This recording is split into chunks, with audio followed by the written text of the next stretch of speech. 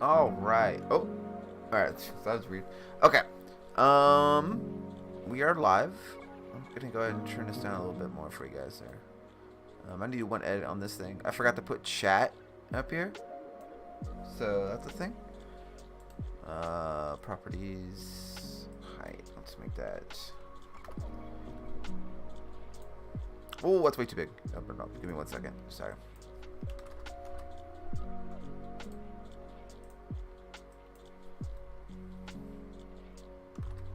With that, and then I can just do this. There we go.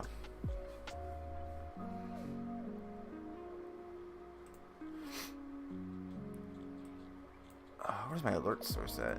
Where's that? Right above my. Okay. All right. Cool. Well, New Year's, we're gonna chill and just watch some stuff. I got my Chrome thingy up. We're gonna watch some stuff. Oh, let me go ahead and pause the music. I'll just mute it. There we go. All right. So with that, we are going. Oh, I need to hide that. Boop. Let's watch some stuff. Let's see here. What do we got in here? I'm just gonna kind of like blindly go. My whole thing for this is just kind of blindly go through YouTube and just kind of watch stuff randomly. So yeah, that's my plan. I might actually use a different interface. Let's see here. Let me get it set up first before I go over there. Oh, why is it doing over there? Okay. Yeah, that's what I want.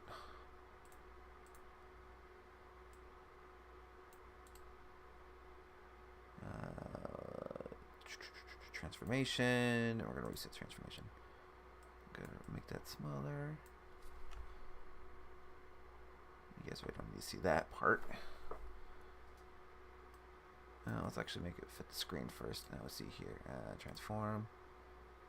Fit the screen. There we go. We're gonna go do this. Make it slightly bigger. Z. Okay.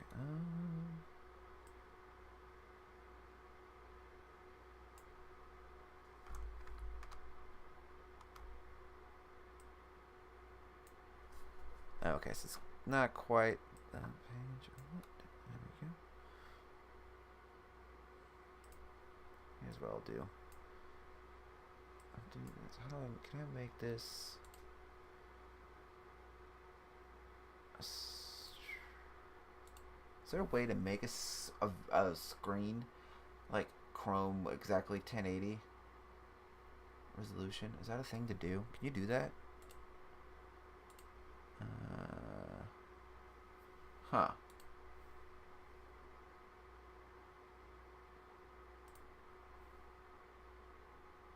I forgot that Chrome has its own task manager. Oh well. So we'll just do this. I'll just resize this. Go back to transformations. Reset transformations. There we go. That's the right size.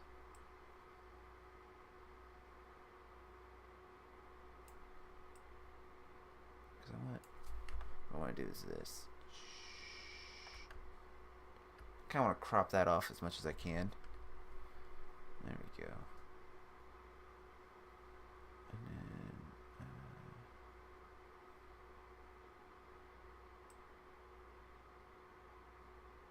oh yeah, I can do it individually like this. That's right. Okay.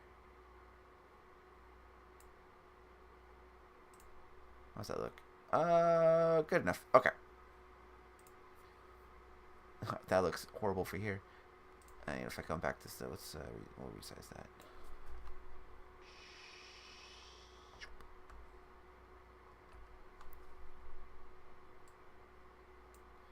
There, that's good enough.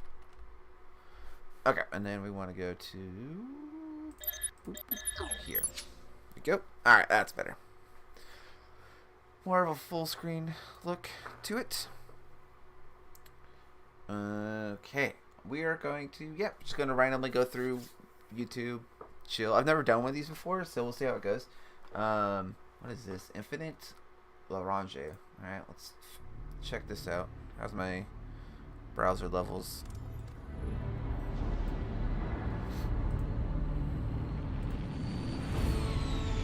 Okay. So it kind of looks like a space exploration game? Or not? Wait, that was it? You know what? Have I seen this already? 4 days ago. Okay, maybe not.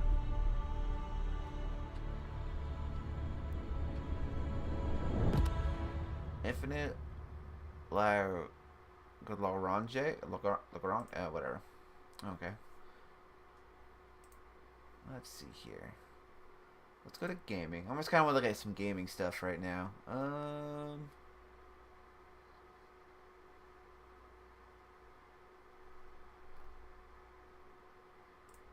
Ooh, let's watch some Lugwork. Let's talk about the chess boxing event, boys. Now, of course, the chess boxing event happened Sunday. It was f***ing crazy. We had 317,000 peak viewers. The VOD of the stream has 3.5 million viewers. The event itself cost $1.6 million. So by every single metric I think that we could find, it was the biggest event I've ever done. Was there any profit for the event? No, it lost a bit of money. I think it lost like 200K, maybe 150K. Which isn't that bad. It's not that bad. It's not that bad. Copium, copium, copium. It isn't that bad. It isn't that bad. You know why? Because I can make up a good chunk of that. If hey, woo! This you talking about his was he talking about his? Ooh, exciting. Chess thing? You know, that's how we get our money back, baby. Yes, sir. So the event was slated to happen on Saturday. Excuse me, Sunday. And so Saturday was like our weigh-in stream. And I don't know how many of you guys tuned into the weigh-in stream. Things went decently well in the weigh-in stream. I heard about this, but I didn't get to see any of it. Weigh-in streams are always a little bit weird, I think. We went through all the fighters and basically tried to see if everybody was comfortable, ready, and excited for their matchups. And everything seemed to be going well. This is a boxing chess thing, right? I think that's what he's talking about. I would consider the event a success straight up if everyone who fought in the event had a good time and did not get injured. And then outside of that, what I wanted, like my personal goals, were for the event to get the most live viewers I've ever had in a stream, and then also have a full arena. Make sure that people who are watching in person had a good time. And then finally, the people who watch online had a good time. And so when I was at the event, I checked in with all the fighters. You know, I talked to them the day before. We went over all the rules, and I felt really good. How long is this video? To most of the fighters 36. Oh, okay, I'm not gonna watch all this. I just know a little bit about that, so like I heard of his event and stuff like that, but I didn't get a chance to. I didn't know what was happening or catch any of it.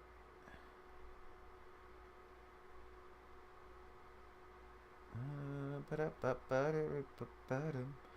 don't want to jump straight. I got an idea for a video to watch. I just don't want to jump right into it though. You know, like I want to peruse first.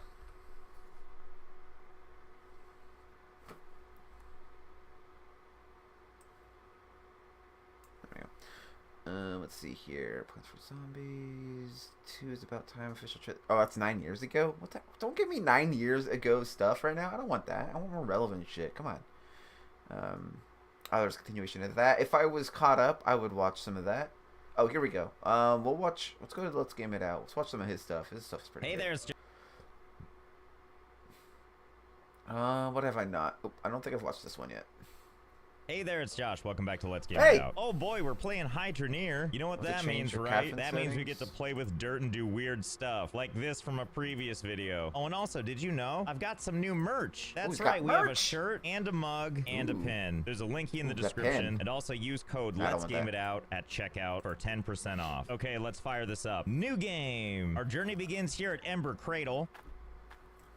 What the hell is that noise? I reckon Bridgeball were minging before. Oh, someone's talking to him. What the hell? What is this? Excuse me? Other people in the world? Oh my goodness, things have changed around here. Do you see what I see? A shopkeeper and other random townspeople? Everything is just so full of life now. I have no idea.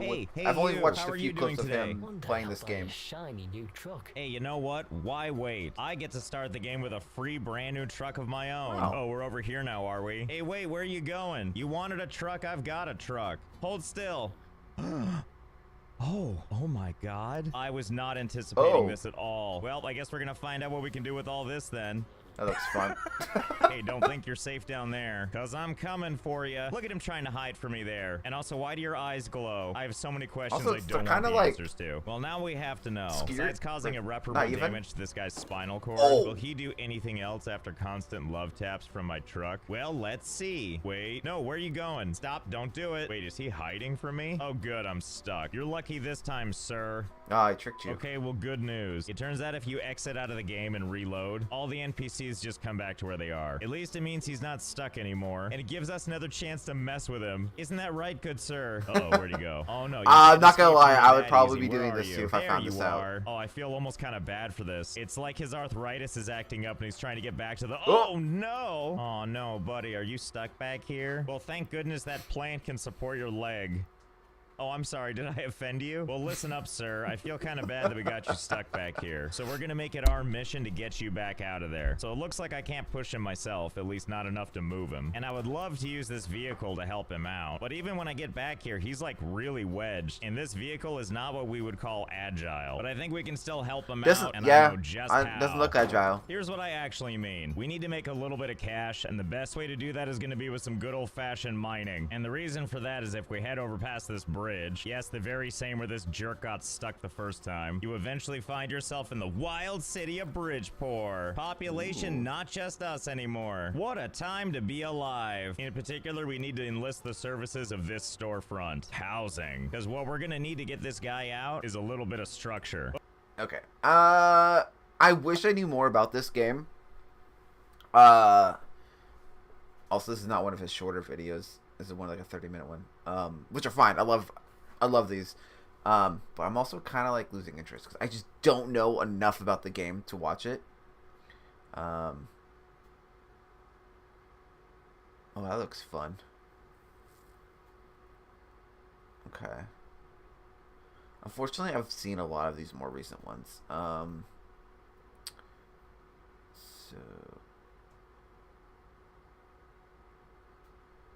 Did I watch this? I already watched that one, unfortunately. Darn it. Okay. Maybe I'll do this another time. I'll do next time I do this. I'm gonna save. I'm not gonna watch them all. I might watch his backlog, but I'm not gonna watch any new videos he makes. Crony is live. It looks like. Welcome to. Wait, am I on? I'm on all again. Gosh darn it. Okay. What do we got here? I survived 50 hours in Antarctica. We're gonna go. Yeah, we're gonna move over here. We're gonna watch. Let's see here. I've already watched this saga.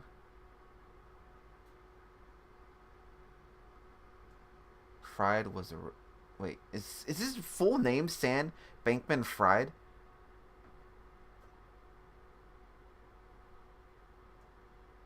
Ooh, okay. Wait a minute. How long is it? 23 minutes. All right, we'll watch this one. I want to see what's going on. Sam Bankman-Fried was finally arrested yesterday, hey, where's my putting him dark on mode? the CoffeeZilla wall of shame. And today we have huge Dark theme. What the heck? huge bombshells to share with you of all the new evidence that just came out, starting with his arrest. The Royal Bahamas Police Force just arrested Sam last night in cooperation with the United States in light of criminal charges finally being filed against Sam. He's been accused of multiple counts of fraud, and we're going to talk about everything he's accused of. But first, I want to say, I know we haven't heard anything from law enforcement up to this point, but clearly it's not because they weren't working. They just didn't want to scare Sam into fleeing the country. In fact, the Department of Justice hid their indictment from the public. They sealed it in order to prevent Sam from knowing they were coming. And that strategy seems to have worked, because even days before his arrest, Sam was publicly saying in interviews that he didn't think he would be arrested. You're certain that once all the investigations have happened, that you won't be arrested for fraud? I don't think I will be. I don't think I tried to do anything wrong. Wow. So it looks like he fell for it. Sam must have thought that he was going to get away with it, but that is not the case. And now that he is arrested, law enforcement have now all come out of the woodwork all at once, publicizing their work. So several charges got levied against Sam from different law enforcement organizations. And we're going to go through all of them, including new evidence that we did not know before. But first, I wanted a little more context. So I asked a great YouTube lawyer, Legal Eagle, to kind of break down this situation for us. Another YouTuber I watch. Who's going after Sam, why, and what we can expect in terms of punishment. Yeah, there was a time when it was an open question as to whether the U.S. government would actually prosecute Sam Bankman-Fried. and which department of the government had jurisdiction. And there were 3 likely candidates: the CFTC, the SEC, and the DOJ. Those questions have now been answered, and the answer is everyone. Putting together a successful prosecution for white-collar crimes takes a lot of time, and while critics said that SBF would never be prosecuted, getting 2 complaints and 1 indictment this fast is about as fast as the government can do absolutely anything. Now, the CFTC and the SEC filed civil complaints seeking monetary damages and injunctive relief to prevent SBF from being basically near a corporation or anyone's money ever again. The DOJ filed a criminal indictment related to wire fraud charges, conspiracy, money laundering, and campaign finance charges. Now, unlike the CFTC and the SEC complaints, if the DOJ convicts, SBF could be looking at some serious jail time. It's hard to say exactly how much because at this point we don't have all the facts related to the crime seriousness scores or the potential sentencing enhancements, but here there are 3 groups of victims: FTX customers, Alameda lenders, and the United States. More victims generally means consecutive rather than concurrent sentences, and the more money at issue, the more severe the sentence. For some offenses, any crime involving more than $550 million gets the max enhancements, so we could easily be talking about more than 20 years in jail. Wow, that's very helpful context. Thanks to Legal Eagle for that insight. He'll be linked in the description below. But now that we know what's going on, definitely check out Legal Eagle. He's a very fun, like, lawyer today, YouTuber to watch. Sam of defrauding investors for $1.8 billion. Show a little skin there. Bankman-Fried was orchestrating a massive years-long fraud, diverting billions of dollars of customer funds for his own personal benefit. Now, these are accusations we're familiar with, but there's very interesting information here about Alameda's missing $8 billion. If you remember, during one of my interviews with Sam, we asked him where all the money had gone, and he told us that there was this accounting error, which caused him to forget about $8 billion of customer funds that had been put in a poorly labeled fiat account and had been lent and lost by that's Alameda not an Research. excusable thing. The SEC in this complaint says that wasn't an accident. It was held in an account called fiat@ftx.com, which wasn't poorly labeled for no reason or because it was a mistake. According to the SEC, Sam directed Alameda to hide this because he was, quote, concerned that this enormous liability would alarm Alameda's lenders. I mean, I don't know exactly how the law works and as far as that goes, as far as like accidents and stuff, but to me, I don't feel like, oh, I accidentally set this money aside, or I accidentally put it in the wrong folder, information in the wrong folder.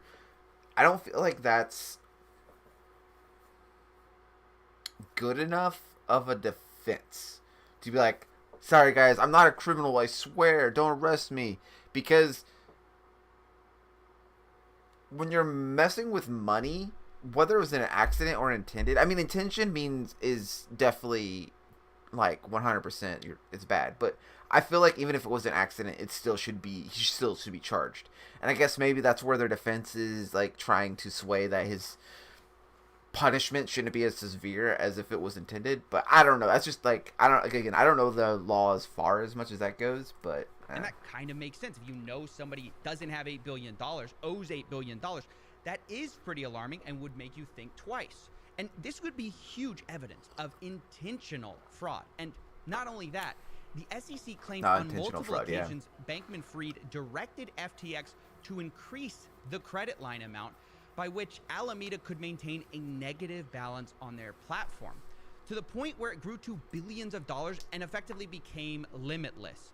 Now, again, we are familiar with that claim, but here's another thing we didn't know. Because apparently Sam Bankman-Fried also directed their $8 billion liability to be moved into an account that wouldn't be charged interest like any normal user. So in other words, he purposely moved their margin account, which he said he didn't know about. He said he didn't know about this $8 billion into an account that wouldn't be charged interest like most of FTX's users. So all of this evidence makes it seemingly impossible that he didn't know about this stub account or fiat account, whatever he wants to call it, like he claims. Clearly he knew, and the SEC accusing him of this adds a lot of credibility to that.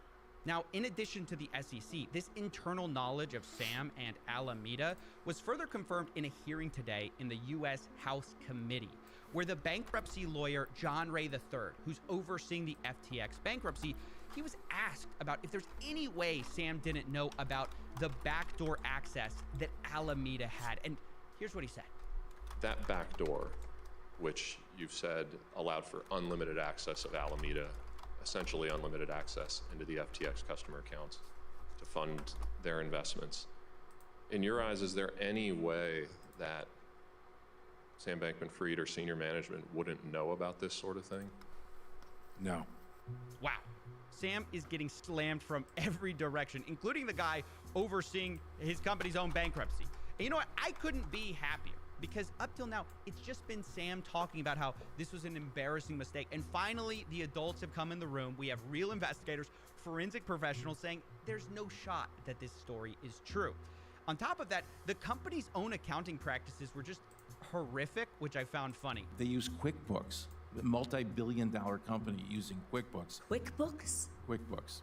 I like how the Congresswoman can't even believe it could be so terrible at FTX. I mean, I know this isn't evidence of fraud. It's just kind of funny and embarrassing, because I use QuickBooks for my YouTube channel, but these guys are using it for a billion-dollar organization. And you can tell this bankruptcy lawyer is like, oh my gosh, they're using QuickBooks. Nothing against QuickBooks. It's a very nice tool, just not for a multi-billion-dollar company. Wait, what's QuickBooks? I'm not familiar with that. Let's look it up. What is QuickBooks? QuickBooks is an accounting software package developed and marketed by Inuit. I've had poor experience. It was first introduced in 1983. QuickBooks products are geared mainly towards small and medium-sized businesses and offer. Oh, okay. So it's like to keep track of all of your bookings, all of your stuff. Okay. No, not FreshBooks. That's not what I'm looking at. I want to see QuickBooks. Here it is. Let's go to their website.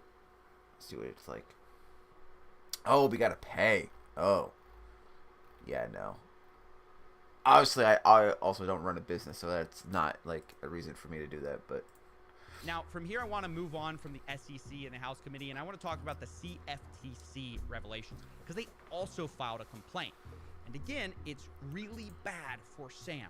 It's a 40-page document, but most alarming is this revelation. According to the CFTC, Sam Bankman-Fried knew back in September, remember they went bankrupt in November, he knew back in September that Alameda was hopelessly insolvent, and he considered shutting it down. Why is it quote, doing in or that? around September That's 2022, Bankman-Fried drafted and shared a document that questioned whether Alameda should be permanently shut down.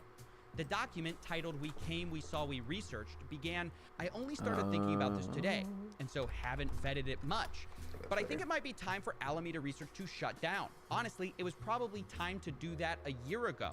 And then he says the most alarming part, quote, "The fact we didn't hedge as much as we should have alone cost more in expected value than all the money Alameda has ever made or ever will make."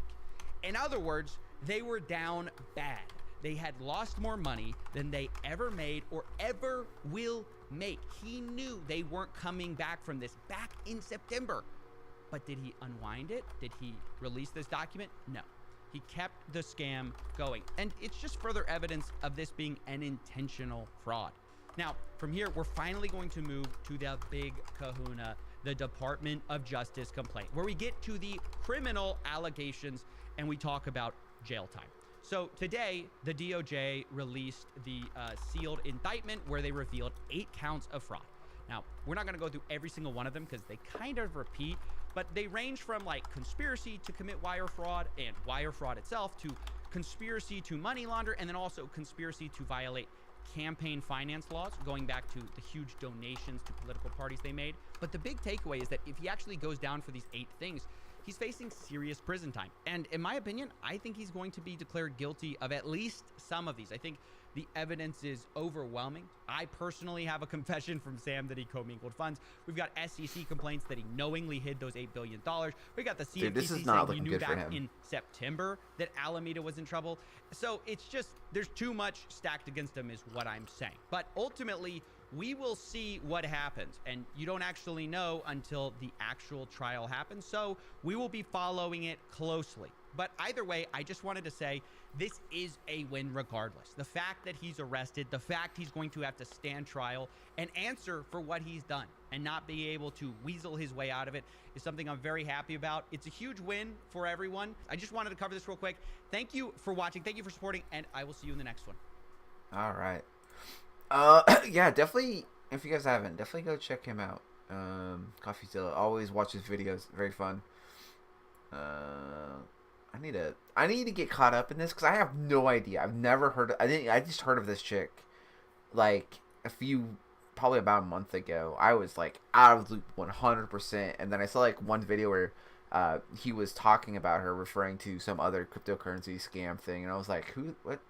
I just need to go back and watch his. Hey, you know what? Fuck. Screw that. Let's go do that right now. Let's see here.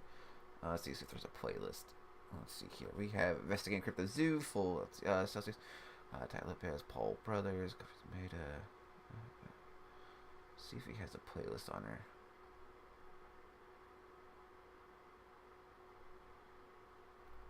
Okay, let's go. Oh, excuse me. Search. What was her name?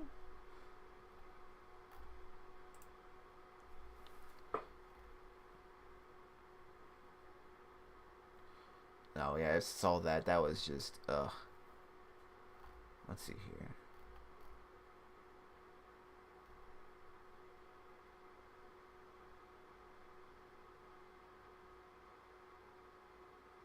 Wait, what? Okay, we'll watch that here in a moment. I'm still looking for I don't know what her name is. We'll try searching it. Something like that. No.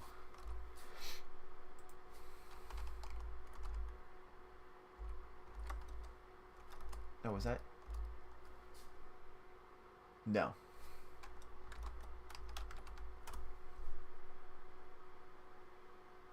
How did you spell her name? Crap.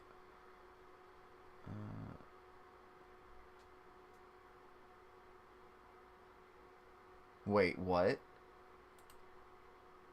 Okay, we'll watch it. That was 2 years ago. Oh, okay, I didn't hear about this. Wait, did he do it, or he just parodied that he was doing? Someone did, or did James Corbin himself do it? I'm confused. Okay, how far back is this? Let's see here.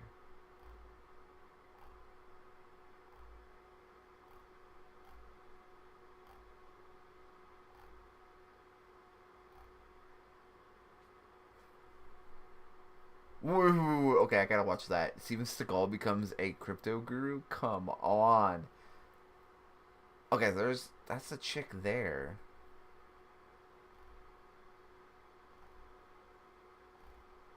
Okay, so it's gonna be definitely after that video.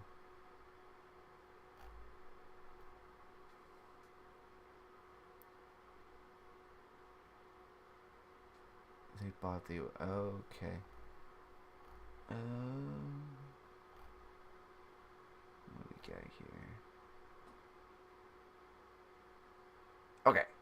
This, I wonder if this is going to cover all of it.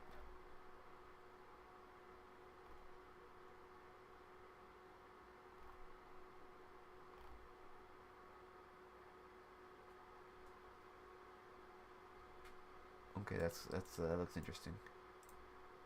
Okay. First let's do this one. Guys, this is the real voice of Elizabeth 2022, who had been faking a deep baritone while fooling Silicon Valley to the tune of $10 billion, which we're talking about today. Check it out. No, it hasn't. Well, if I use traditional words. Ooh, the 2-octave switch, baby. Also, I don't know why is she doing that voice. No, it hasn't. Well, if I use traditional words. No, it hasn't. Well, if I choose it. Guys, that's the level of sociopath we're dealing with in Silicon Valley, and she's not the only one, but we're going to learn from her today. We're going to take some big old lessons. All right, let's get to learning. I got my Silicon Valley handy dandy. Ladies and gentlemen, welcome to the $10 Million Link Studio. notebook. Let's get taking some notes here. How are we going to? You know her. You probably have heard of her. She's one of the most famous examples of how, hey, us normal people, not in Silicon Valley, we're not the only dum-dums. Listen, there's dumb money everywhere. Okay. It's a fact of life, right? It's not just, you know, people in lower economic circumstances. There's dumb money everywhere. And it comes from different places. Some, you know, a lot of people we talk about, the fake gurus, they're preying on desperate dumb money. But there's also a type of dumb money which is different. It's where you have like affluent people in Silicon Valley, and it's I call it greedy dumb money, right? You can get dumb money a lot of ways, but those are the two primary. You have desperate dumb money and greedy dumb money. I feel a little less bad for this one, but it's still funny and worth checking out. But it's important to say, listen, there's a lot of smart investors in Silicon Valley, but the problem is y'all are a little cocky in Silicon Valley, and sometimes you think, hey, we're just gonna apply, like, revolutionize the industry to every industry. They think like they got a little cocky because they got us with the computer, right? They got us with Airbnb. You know, admittingly, you've had a few successes, so you're getting cocky over there, and then you're like, hey, let's what? Get cocky, got it. I don't know. What do I have on my desk?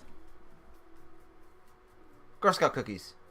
Nice, the Thin Mint, right? Like AI Thin Mints. How do we revolutionize the mug? How do we? Everything has to be revolutionized. Yeah. So we want to do revolution. Into blood testing, right? And there was a young woman named Elizabeth Holmes who took the Silicon Valley world by storm. She came out, she said, "Hey, hello guys, welcome I've to got the new solution. Studio. I'm the next Steve Jobs." And you can even see it in the way she dresses. Listen, a lot of these people, they worship, they have altars to Steve Jobs in their home, and they all dress like him. But that's not the point of this video. The point is, Elizabeth Holmes comes on scene. She's a 19-year-old dropout from Stanford, chemical engineering, I think, which is, yeah, I mean, can't trust a chemical engineer as far as you can throw them. Trust me, guys. Okay, and so she comes on, and she, you know what she did right? Because, I mean, this video is more about the psychology of how people got scammed. She played into all the prejudices of Silicon Valley, like the crazy backstory of a dropout who's going to revolutionize the world with her little tech idea or his tech idea. That's a total Silicon Valley thing that they just fawn over, right? And then the TED Talk, or like the wannabe TED Talks, TED Med. Silicon Valley, just like, you show a TED Talk, I mean, they write an empty check. They're like, how much do you want? We'll give you TED Talk. And TED then Talk. The cadence. Oh, I love this stuff. Look at this. Look at the way she talks.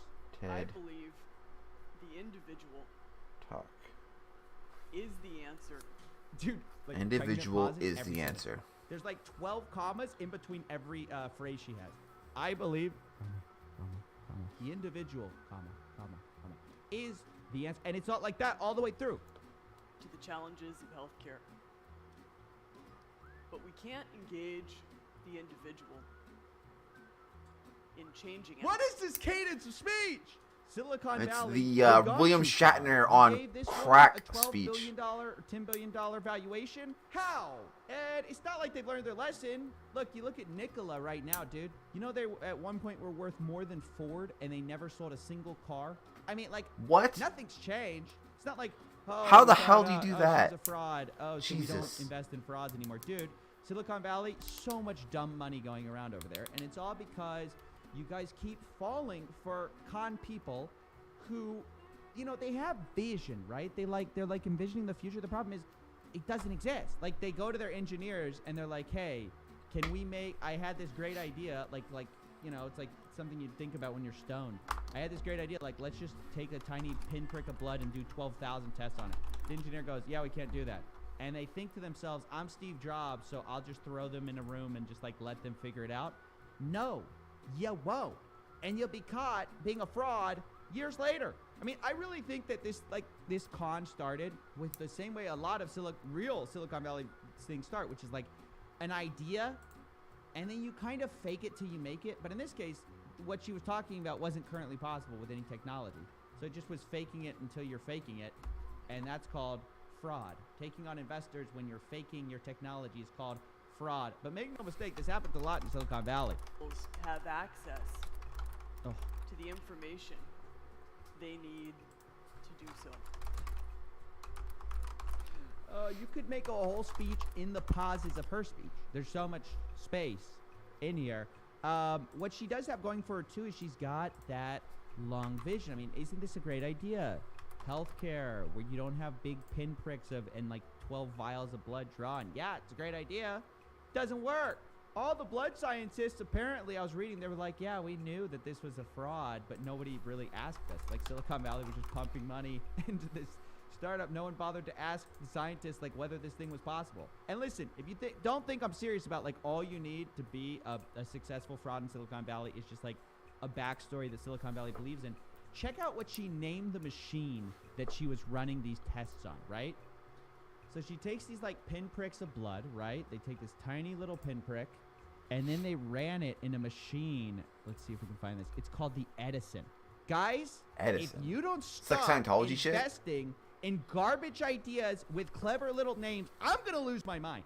I mean, honestly, dude, look, do you think the market cap of Nikola would have been what it was if it wasn't named Nikola? Like, literally, that's the only reason. That's the only reason. You just give Silicon Valley people a clever name of some guy that they freaking worship, they lose their mind. It's like, hey, I'm calling this machine the Edison. Every Silicon Valley investor. Oh. So what you're saying is I need to move there. It's the Edison. That must mean it's as innovative as Edison. Ah, I'm constantly ragging on That's this. what I'm like, getting. It's such a problem. This is Make how some people get make some scammed. pitches. People start saying, they throw buzzwords around like AI. Or you know what? Honestly, when Elon Musk dies, somebody's going to create a company called Musk. And then everyone's going to buy into it. Or they're going to call it like Elon. And everyone's going to buy into it. Just because we lionize these people and then someone takes their name. And I don't know. How old is this video? A year ago? I don't know about Elon anymore. It's after the whole bizarre. Twitter shit. Of course, they later realized that a lot of these systems weren't actually doing the testing they said they were. Like, they were doing testing the old-fashioned way. I'm gonna show. So they were committing fraud throughout. But I really do believe it's just a case of, you know, having a concept, never having proof of concept, but ultimately the investors not caring. They just throw money at you because they, like, I don't know, Silicon Valley has this disease where they think, oh, there's no such thing as, like, real problems with technology. I don't know. It just blows my mind. How could $10 billion have been thrown at something where nothing existed? It's all made up. It was all a fraud. This is the part that I don't understand. Like, again, it's not like we've learned from this. The company Nikola, without selling a truck, became worth more than Ford. The company Nikola, without selling a truck, had a market cap over Ford. How? That's ridiculous. Guys, look at that. I think cap is worth more than Ford. It's because there's so much Oh, dumb money. no, not Tesla. We're that talking about doesn't Nikola. ever question Another one. if Oh. this thing actually exists. I mean, this is like Nikola. GoFundMe I've garbage. never heard of honestly, Nikola. Just at a higher level. It's the same crap that, like, Indiegogo people fall for, GoFundMe falls for, where they have a proof of concept that sounds great, doesn't exist, or sounds great but isn't what they're saying it is. It's just given to investors, and, like, that's the amazing thing is you'd think Fleet of the oh, these future people are so for today and sophisticated, tomorrow. whatever. Is it still around? But no. In Is it still fact, like they can get just as greedy. They can get just as blindsided by just clever marketing. Really, that's what it ultimately comes down to. And this lady totally took advantage of that. She took advantage of the founder narrative that, like, every you know, revolutionary thinker is going to be a 19-year-old, which we have to get rid of, by the way. Side note, sorry about this. Can we stop with the idea that 19-year-olds are going to save us, please? Can we stop with the idea that, hey, you know who's going to save the world? 19-year-old dropouts. company delivered its first two no, battery I electric don't trucks in actually think December they of are. 2021. What? Are you kidding? Does nobody I don't know if remember they what did. it's like to be 19? Like, you're an idiot at that point. And I include myself in that category. I'm still an idiot, right? I wouldn't trust myself to change the world. I would not trust, especially... The company has so far this year delivered, this was in November of 2022, 111 trucks and produced 125 units. I wonder, okay, those must be like model ones then. As they age, they learn more, they get wiser. We don't care about that. We think, and again, it just goes back to, like, we just have a few examples that have totally changed the perception of what a founder is now. Because you have your Mark Zuckerbergs. You have your Jack Dorseys, like all these basically young kids coming in, creating these tech companies that blow up to be giants. Now we think that's the norm. Now we think, oh, well, of course, if medicine's going to get revolutionized, it's going to be some 19-year-old who fakes her own voice. Like, why? I still don't understand the whole voice change this thing. really heats me up, if you can't tell. And look, it's not just dumb Silicon Valley people. it's also just everybody was kind of taken in, and it's a good lesson for don't buy the hype.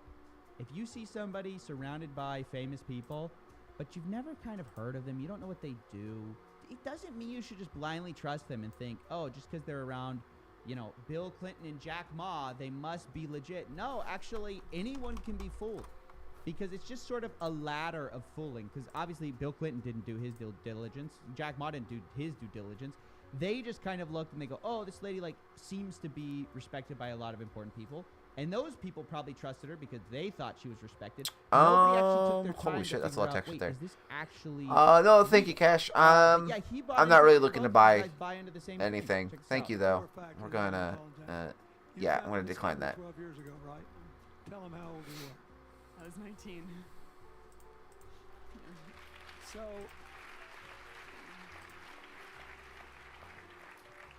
don't worry about the future. We're in good hands. Yikes! That didn't age well, did it, buddy? Didn't age too well at all. Don't worry about the future, guys. We've lionized a con man. We've given $10 billion to a con man. Or con woman. Excuse me. Okay? Excuse. We don't have enough women on the show. We're going to bring more equality and representation, starting with Elizabeth old people to the shouldn't be able to be allowed to invest in technology. The lionization of like, you're young and you're changing the world. Oh yeah, young people, Young people are the future. Yeah, that's by definition true. But are they the future at 19? Yeah, they're not just, wait, I got myself twisted up in this analogy. My point is, they're not the solution at 19, I guess, is what I'm saying. And you got to be clear when you're investing in anything. This is just a great lesson for everybody. Because if Silicon Valley people fell for this, you could fall for this too. The thing is, don't buy into the hype just because it's hyped up. Don't buy into this like future promises just because it sounds like it's the future. Figure out, is the technology there? It's either there or it's not. It's a binary. Instead, people looked at the clever marketing. They looked at this person who checked all the boxes of like, this is the future Steve Jobs. And she even tried to dress like Steve Jobs. Instead of looking, does the technology exist? Nobody checked. And because of that, so many people lost a lot of money. They basically just lost their shirts on Theranos. Now she's basically facing trial on several charges, criminal charges, as well as she had a bunch of civil ones as well, and she awaits trial. So that's where we stand, but I think it's an interesting retrospective on one of the all-time great cons in the Silicon Valley universe. Now, there's a lot more, and we'll be covering them, so let me know what you think. But I think this is a good primer because you're going to see a lot of recurring themes. Silicon Valley people, they tend to fall for the same stuff over and over again, and we're going to talk about it. So give it a like, subscribe if you like this kind of stuff, and I'll see you next time. All right. This ain't what it seemed, nothing but a trick, trying to sell me on a dream, but that was where you lost me. Wake up and smell the coffee. Okay. Down. I need to turn autoplay off. Autoplay there. There it is. Okay. Next video.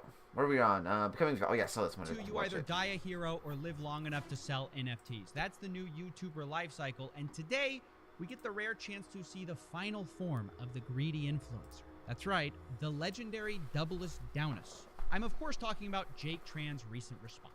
Jake Tran is a YouTuber who spent years exposing evil businesses, but now has been doing the same things that he accuses others of.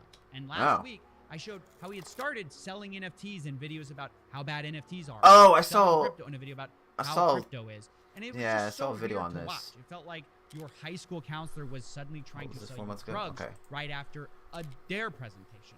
I mean, on the one hand, it's so shameless, it's funny. On the other hand, this is what I got so far. Am I taking notes? This video came out, Jake got backlash dumb money from the community, and he finally responded to TED Talk. the accusations. And honestly, I'm surprised. I was expecting a response somewhere along the lines of either I didn't know it was a scam or it's not a scam, but he didn't even try that. Quote, what did you expect out of a channel that teaches you to be evil? Lol. Now, I'll be honest, I clearly was fooled. I thought his whole series on evil business videos were exposés, but apparently it's a big to-do list. Like, I think Jake saw this all as a big WikiHow. He's the type of guy to think that The Wolf on Wall Street is like a checklist and not a cautionary tale. And, you know, on the one hand, I do really appreciate the honesty of this.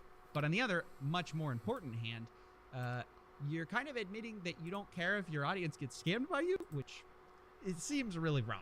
Now, that being said, I'd at least respect it if he fully committed to the villain arc. But Jake softens it in the next paragraph and says, in all seriousness, I put my heart and soul into making free premium videos. Every sponsor on this channel helps fund this channel so we can keep upping the quality and quantity. So if you don't like the sponsors, skip the ads, don't buy from them, or unsubscribe from the channel. So basically, he's not sorry. He had to do the scam ads to keep up with the quantity and quality of his videos.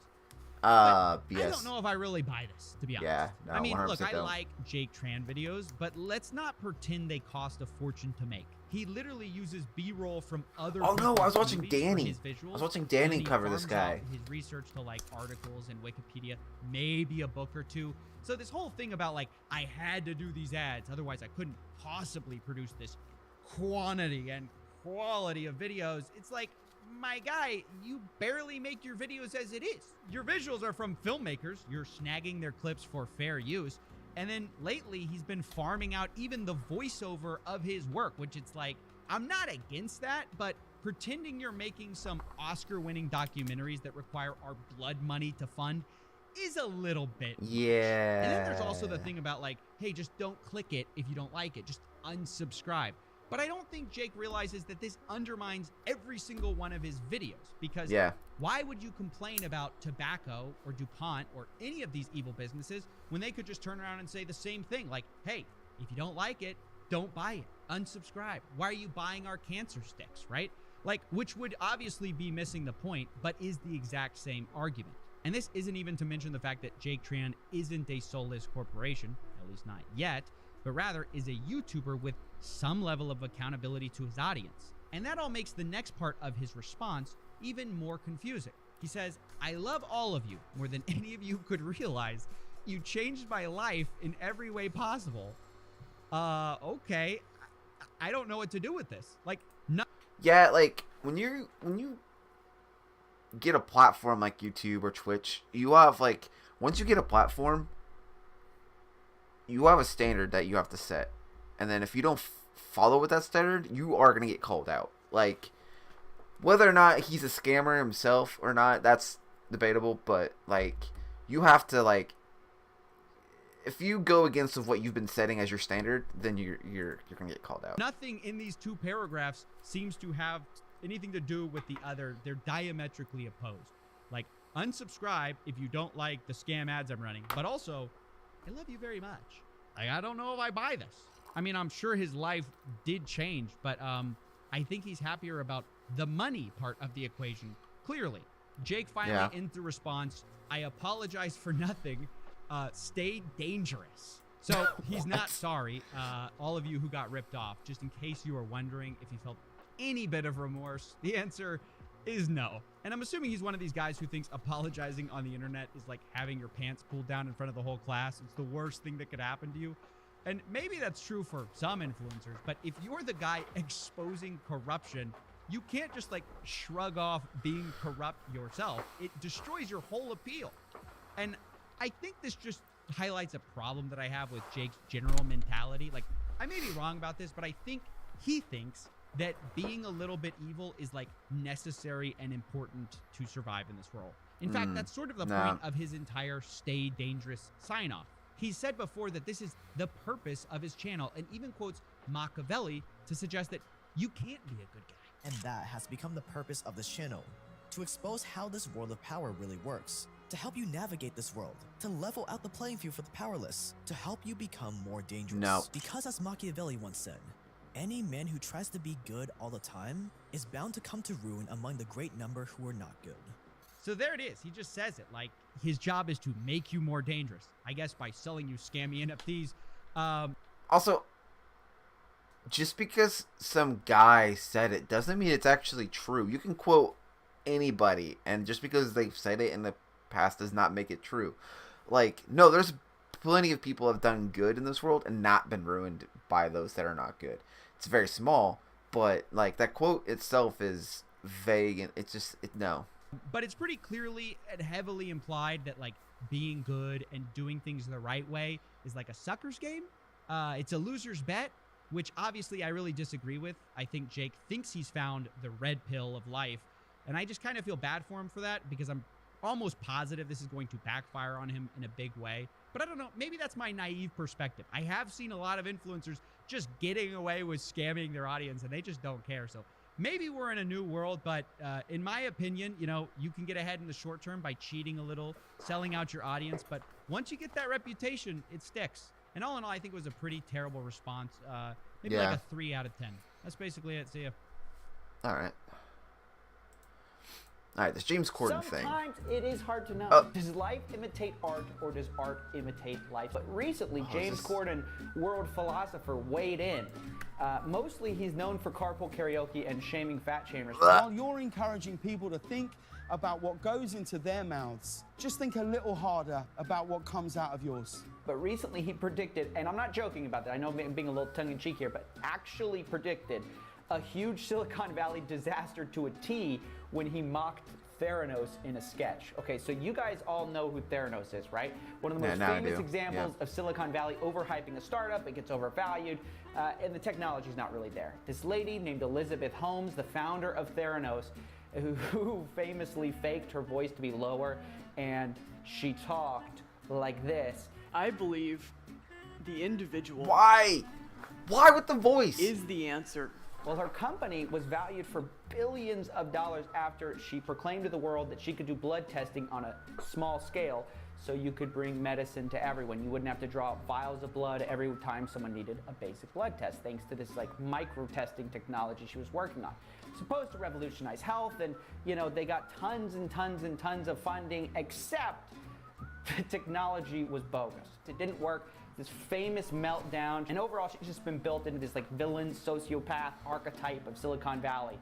And here is where James Corden, the great James Corden, comes in, because he wrote a sketch in March 2019 that was basically mocking what would the next ridiculous health craze be, and accidentally predicted the future. My dream is to transform the landscape of modern medicine as we know it. Everyone worshipped the ground he walked on. We were all convinced he was going to be the next Steve Jobs. This man was on the verge of building a multi-billion-dollar health company. So pretty obvious sketch, you know, obviously mocking Elizabeth Holmes, the way she talks. But then James explains what the big idea is. I had a very simple but powerful vision. What if every person in America had a box in their house? And every person could poo in that box. Oh no, not okay. I know. Okay, now I know what he's talking about. And we'll do the rest. What if? No, not what if. This thing already exists, and it's called uBiome. Little did he know, they were already selling the exact idea he's talking about. They would send people packages that people would put their poop samples into, and then you would send them away to get tested for help. Hello everybody, this is Ovidio Aldana, and I'm pooping live in my bathroom here with the uBiome kit.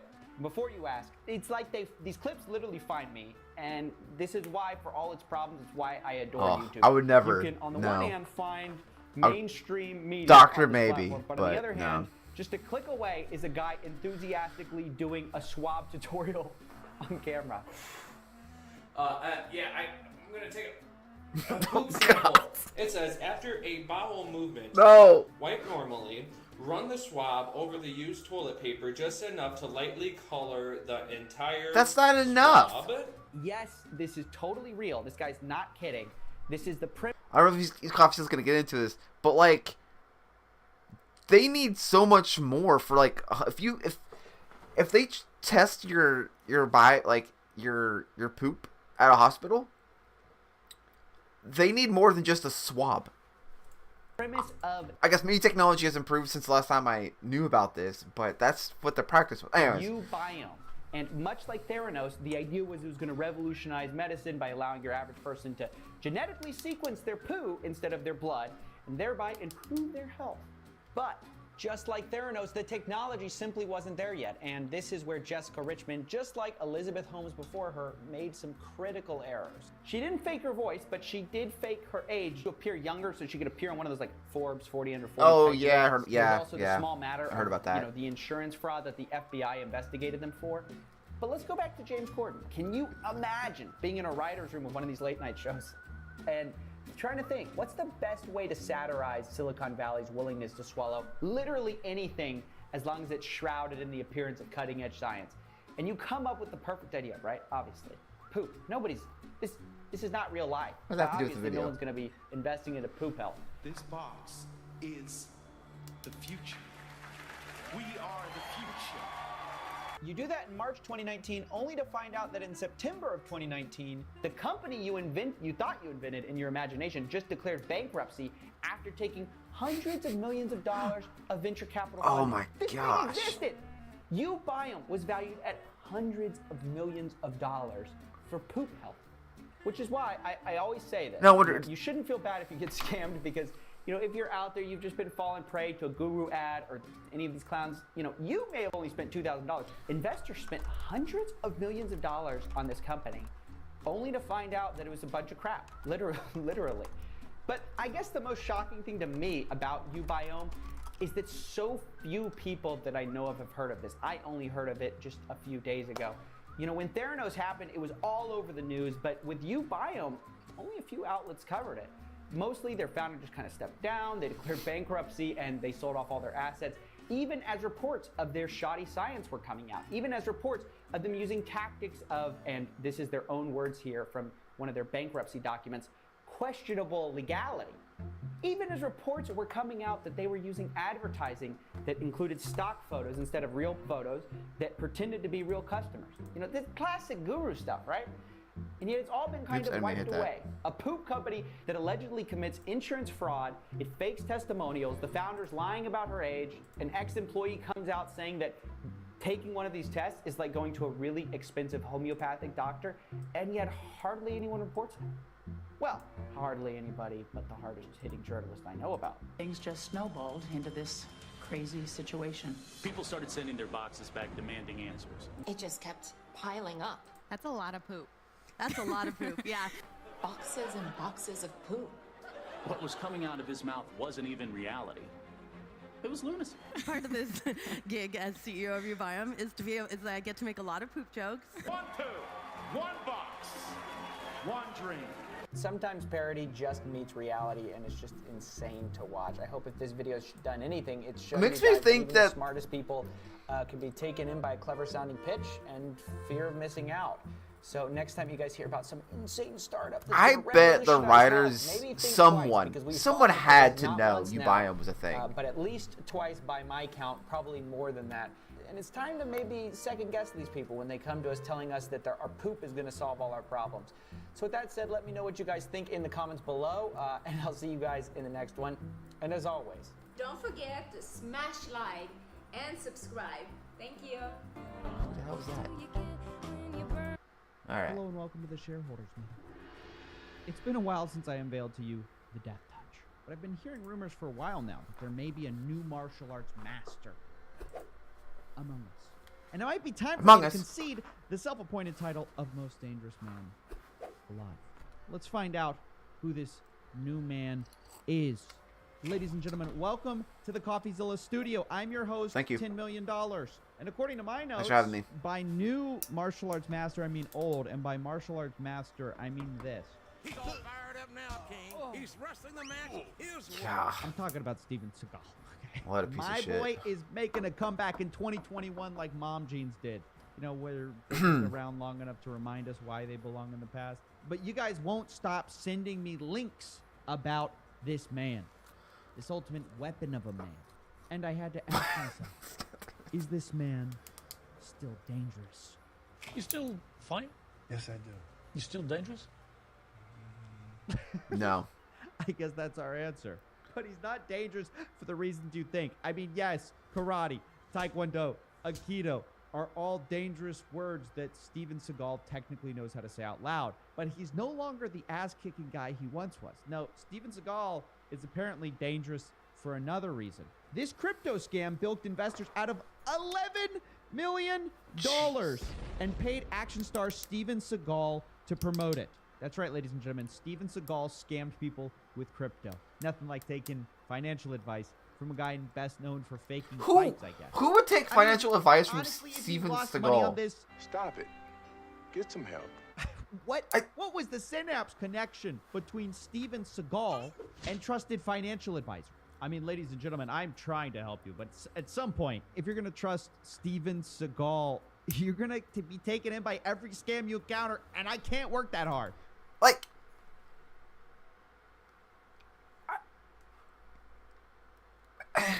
my brain just can't comprehend someone going, oh yeah, Steven Seagal, the great actor, kung fu artist. I'm gonna take advice from. My brain's just like, nah. It's just like it's turning off. It can't comprehend that connection of someone doing that. I'm already low on sleep. I can't bust enough scams to help you if you trust Steven Seagal. By the way, this coin. This is like 100% on you. This. It was called Bitcoin. Oh my god. No, I didn't just have a aneurysm mid-sentence. Oh my maybe god. I buried What? the lead on this because I'm now thinking that this is maybe the funniest part of this whole thing is that the scam, yes, ladies and gentlemen, was called Bitcoin. What? I mean, guys, that's so bad. It's just taking a successful thing and adding a vowel. It's like Pokemon, and you just go Pokemon, and you start your own scam, and you get Steven Seagal to promote it. I mean, look, it's obviously, a complete cash grab by these people. Here's the tweet, by the way, from Team Seagal. Steven Seagal has become the worldwide ambassador for Bitcoin, the second generation cryptocurrency. So obviously, Bitcoin it's a scam, too. but the details, ladies and gentlemen, are just juicy. So Steven Seagal Electric posted this Boogaloo. thing That's on what I meant to Twitter, say. My but brain. fails to disclose that he got paid $250,000 to promote it. He then gets fined $300,000 for not disclosing that, and then said he had already cut off the arrangement because, quote, he began having doubts about the bona fides of the company. Dude, I would love to see Steven Seagal testing the bona fides of a cryptocurrency. Do you think he pulled out his protractor or his a TI-86 and a pin maybe, or did he just kick his computer over? Did he karate chop it over? Now the amazing part about this, the other amazing part, it's all amazing about this scam was the front man, John DeMar. John DeMar, according to MarketWatch, was a 55-year-old private investigator who was the front man for the scam. And he ran the scam. He used the funds to apparently buy a Porsche and make millions of dollars. But check out what happened when he got caught. Bombarded by complaints from investors, DeMar falsely announced that the company had been acquired by Russian venture funds, prosecutors said. He then told investors to redeem their Bitcoin second-generation coins to him, and that he would travel to Montenegro to sell them to the new owners, and that everyone would get their money back. Soon after, the company issued a stunning announcement that DeMar had been assaulted in Montenegro and had disappeared, and that investors should stop trying to contact him. Guys, don't contact him. He's been assaulted and abducted in Montenegro, according to court documents. In reality, DeMar was holed up in his house in Orange County, California. It's been a while since we had such a juicy scam, boys.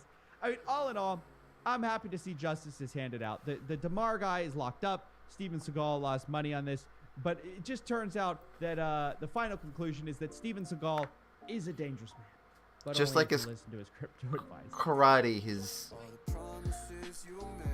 his financial advice is shit too. All right. What the fuck? All right, what do we got here? Steve Jobs want to be fools. CNBC and from all the blackout stuff. It's been tough on me. Toughest job in the world. the But, Ponzi scheme. Look, why is that not picking up on the camera? I don't know. My camera has a thing with green for some reason sometimes. So I don't know what's going on there. But today, we're talking about scammers, right? And back to it. You guys know what this channel's about. You were born to own a Lamborghini, not work a 9 to 5. I bet this is what most people think of when they What? think of scammer, right? Somebody man. posting obviously No one's. trite, Why hasn't anyone idiotic told me statements this? I've been on working. Instagram to appeal to a generation that idealizes where's my materialism and Lambo? equates consumerism with actual money and success. Whereas in reality, obviously, a lot of people, these people who own Lamborghinis are actually in a lot of debt. But that's not true. Scammers come in many different shapes and sizes, right? For every Tai Lopez, you have a Stephen Keen. I don't know if that's how you say his name, but he's going to jail for a long time probably, so I'm not going to bother to find out. This is a man who ran a Ponzi scheme, basically for rich people. It's like a hedge fund. He said he was trading cryptocurrencies and making 500% in a year. And people flock to his fund because it doesn't look like what you might imagine a scammer would look like. But that's what we want to debunk today. So he had a $90 million cryptocurrency hedge fund of other people's money. He was charged with securities fraud, pled guilty in federal court. Basically, he was using the money for himself, and the strategies that he said existed did not exist in actual fact. But let's go through this scam because what I think is interesting about this is that he didn't just fool smart people with a lot of money. He also fooled these media outlets that are supposed to be trusted. And it's actually how he gained a lot of his popularity, which is something that I think you need to think about. Because some of you guys, you think you see somebody on the Wall Street Journal and you think, oh, this guy must be legit. Well, in 2018, if you'd looked at the Wall Street Journal, Bitcoin's crashing. That won't stop arbitrage traders from raking in millions. And it's a puff piece on Stephen Keen, where it says he returned 500% returns last year in fees. Now, is any of that true? No, obviously we know now that's a complete lie, but these people laundered this as if it was true, and he ended up getting a lot of business from these articles because people looked at this as trustworthy. In fact, in the DOJ's press release on this, they actually said that the profiles from the Wall Street Journal, things like that, are what made him experience substantial growth as new investors flock to the fund. Now, why do I tell you this? Because my point with this is that you cannot trust these, talking heads to tell you when something's legit, because it's clear that they don't know. Obviously, they didn't intend to promote a scammer, but they ended up doing so because they're not equipped to sniff these guys out, right? You need your CoffeeZillas. Honestly, I would have called this guy's BS in a hot second. And let me tell you how. Look at this pitch he did on Fast Money with CNBC, where he also fooled these idiots. What's the price of Bitcoin? Well, the answer is not as simple as the Bitcoin bug at the lower left of your screen, and that's created a windfall for one very bright 21-year-old. Stefan Shin is... He is bright. He's just stole almost $100 million. Is that another type of brightness operating required system? for that, I guess. Oh, it's another, okay. Global Capital, a hedge fund that focuses on the Broadcaster, different that's prices what it that is. Bitcoin is trading at on different exchanges. Stefan, we welcome you to the show. Wait, what did she call him? Stefan. Okay, Stefan Shin. Got it. Look at this guy's mannerisms. He's like trying to, you know what he's dressed like? He's dressed like he wants to be Steve Jobs or something. Like, that's the thing. He really is going for that Steve Jobs he is. vibe, isn't he? Got the sweatshirt. Should I wear a turtleneck? Oh, it's disgusting, dude. Whereas, Tai Lopez, he's gonna get the Lambo. He's gonna should I wear a guy, turtleneck? Maybe it'll help with my stream. You think the turtleneck will help? Young boy in the flesh. Thank you so much for having me. So you put your college studies on hold in that's order cold to hands. do this, Oh, and God. essentially you take advantage of the arbitrage that exists across exchanges? Yep, exactly. So there's a bunch of different price discrepancies between all the markets in Bitcoin right now. Yeah, don't you love this guy's just lying through his teeth? Isn't that amazing? Like, imagine doing that. You're going on live television, presumably, and you're just lying through your teeth. None of this is true. He admits it. He admitted it in one of the press releases. This is not true. He goes, I knew what I was doing was wrong. But look at this guy lie through his teeth. That's what I'm saying. You cannot predict a scammer just because they don't project it. Like, they're not obviously a scammer. It doesn't mean they're not scamming. And this is quite obvious for people like us at Virgil Capital who try and take advantage of these opportunities to make a lot of money. How exactly do you do this? Yeah, it's a good question. So right now, unlike the traditional equities markets or the Whoa. You don't just ask somebody that, because obviously that's going to be like, I mean, he's not going to give you his secret, because then other people are going to do it. Nah, man. I was like, nah. Forex markets or something like that. You've got almost hundreds of different exchanges, each with their own different prices and different competing traders, right? So what we have is essentially a proprietary technology that connects to all these different exchanges. Don't you love that? Proprietary technology. Classic. Yep. Go ahead. Exchanges and looks for these price differences and buys low in one and sells high in another. Oh, AI. Buy low, sell high. Nice, nice. Good arbitrage. So that's what we do. It can't be as simple as that. I mean, I'm sure there's some Yeah. exchanges where you can't easily transfer foreign money. Yeah, exactly. So when people first get into Bitcoin, they see these like 20%, 30% different. Okay, calm down, COVID. Who's COVID in the background? When they see these like 20%, 30%. Oh my God. differences in She's prices, dying on and TV. My mind is boggled because there's nowhere else in the world where this exists, right? But it's obviously not as easy as it sounds, like you just mentioned. So essentially what we do is we look for the price differences as fast as we can, and we try and gobble them up before anyone else gets there, right? Again, what's interesting about this guy is that he's like slightly sophisticated. It's a good idea, right? Capturing the differences in the prices of exchanges, arbitraging that. Yeah, it's a good idea. Was it actually happening? Absolutely not. Was he actually making 500% a year? Absolutely not. But there's no due diligence. If you claim to make a lot of money, if you dress like Steve Jobs, CNBC's happy to launder your reputation on live television. Good And to like I know. said All right, I'll before, put that in my there's a notes. Huge barrier of entries behind actually trading in Put these that different markets. in my notes it's here. not as easy as say just putting some Happy US dollar in a US to- exchange account like Coinbase and then selling it in Korea, for example, right? You've got to have some banking relation, for example, in Korea, or some way to actually access those different markets in the different countries, which not Steven, everyone has. So I'm curious, do you do it just with Bitcoin or do you do it with other digital currencies? So, like that guy was wondering, like, hey, can I get in this fund? Steven, whatever your name is. Real quick question for you. So do you go home every single night flat or do you take some risk on overnight as well? Now, there was one part in this whole interview where I really knew that this guy's scamming, because you'll hear this every time a scammer walks onto the trading floor. Listen to this. Or do you take some risk on overnight as well? Yeah, that's a good question. So primarily what he says, that's a good question to every question, by the way. What we are is a market neutral Notice fund, that. meaning that we're not exposed at all to the ups and downs or the roller coasters of the cryptocurrency market. To some That's the lie. Hey, we don't have risk. We're a market neutral fund. Hey, we're making 500% Oh, yeah. no risk. extent, unfortunately, because you miss out on a lot of FOMO, right? So that means that no matter what happens, even if the market goes up or down, we're still unexposed or completely hedged against the risk of Bitcoin crashing.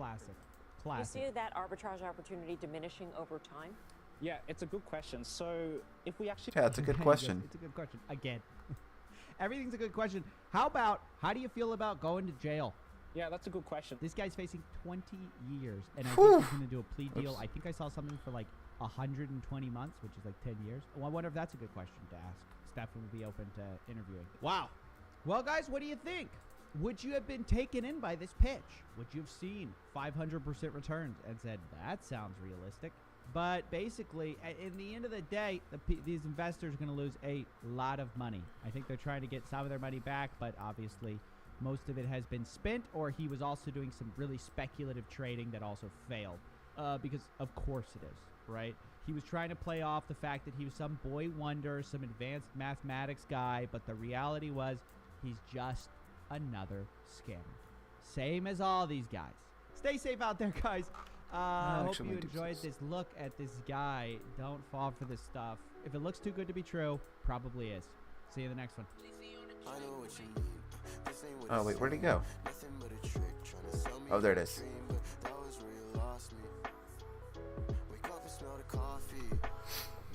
There we go. Move that there. Actually, yeah, that works good. Okay. Are NFTs a scam? I better watch this.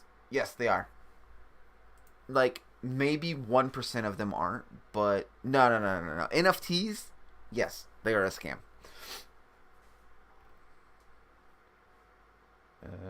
Let's see here. Oh, I can lock that back now. Okay, so we're down. Let's see here.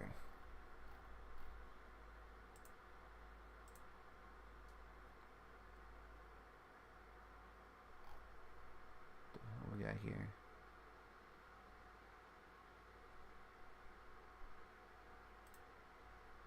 This is the Dark Saber in every color.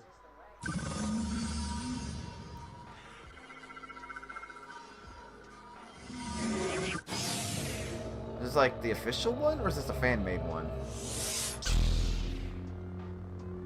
Ooh, pretty. The hell?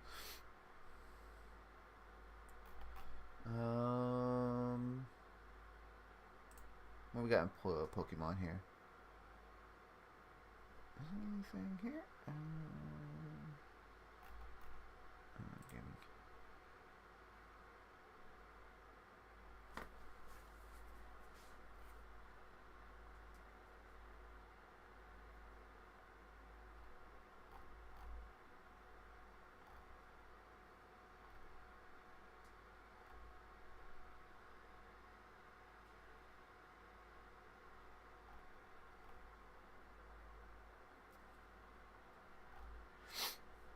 What do we get?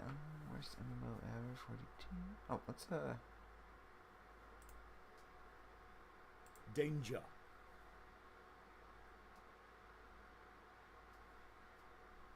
How long is that? 32 minutes? Oh, okay. Does he have any short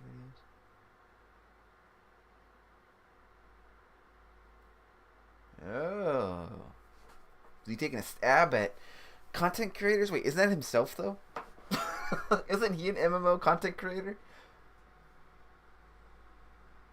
Never heard of it. Man, there's a lot of these MMOs I've never heard of. Yeah, watch that. Whoa, whoa, whoa, whoa, whoa. Worst MMO ever? I can tell you right now. No, it's not. It's actually really good.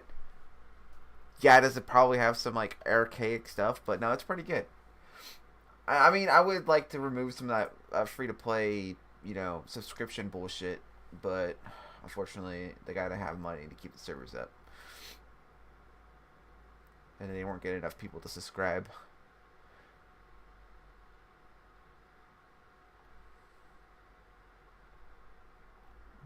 What the hell is this? 2 days ago. What is this knockoff Mario Kart?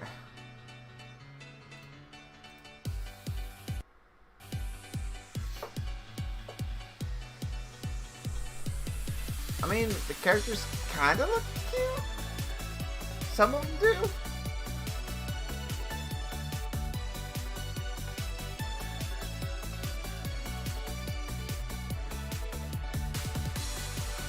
Oh, PC and mobile? I don't know about that one.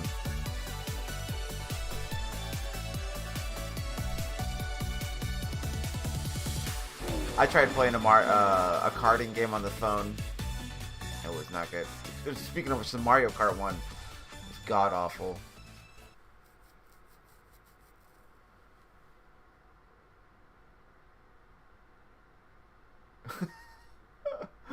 Okay, wait. Let's watch that.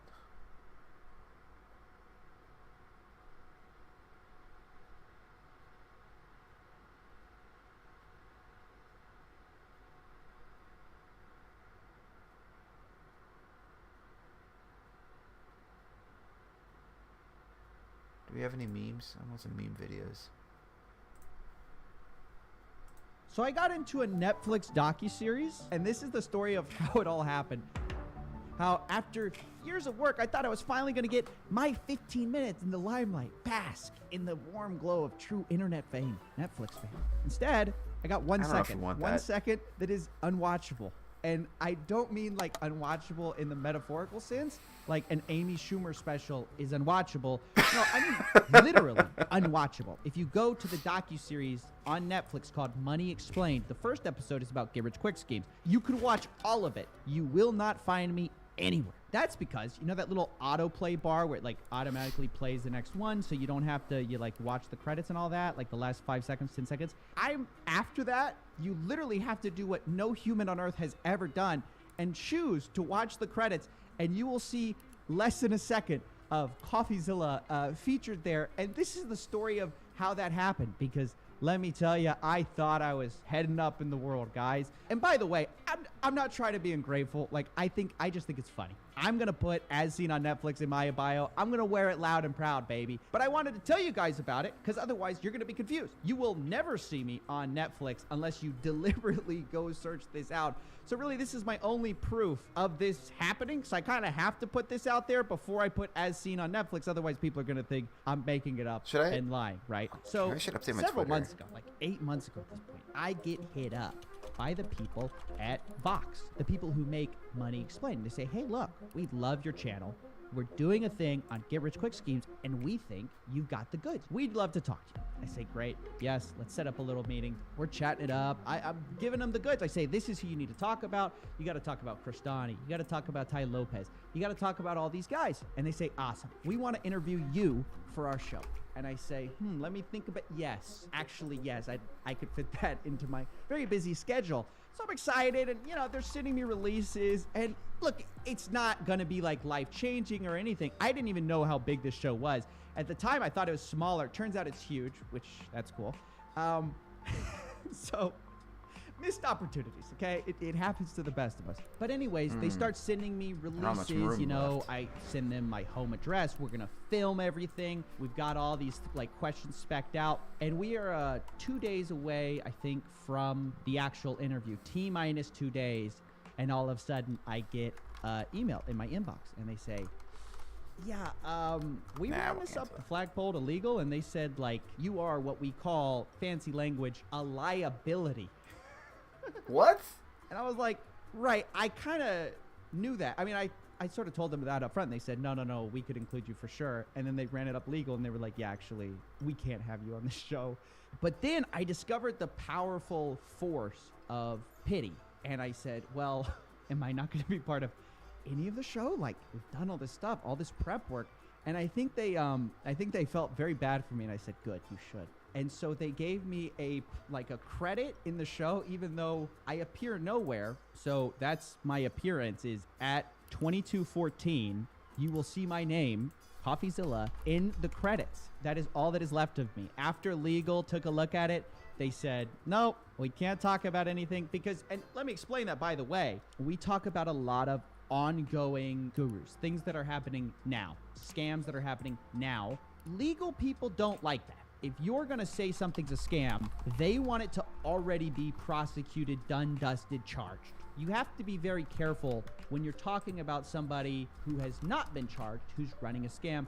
And places like Netflix, it turns out, don't love calling people out like that. And this is not a failure on their part. It's just what it is. It's just the game that they play. And so I think they just realized, like, this guy's going to be a massive liability. He's talking a lot of trash about people like Grant Cardone, Tai Lopez, all these guys that have not been officially prosecuted by the United States government yet. To which I would say, what's the point after they have been, right? Like, if you're talking about Bernie Madoff after Bernie Madoff has done what Bernie Madoff has done, you're kind of late.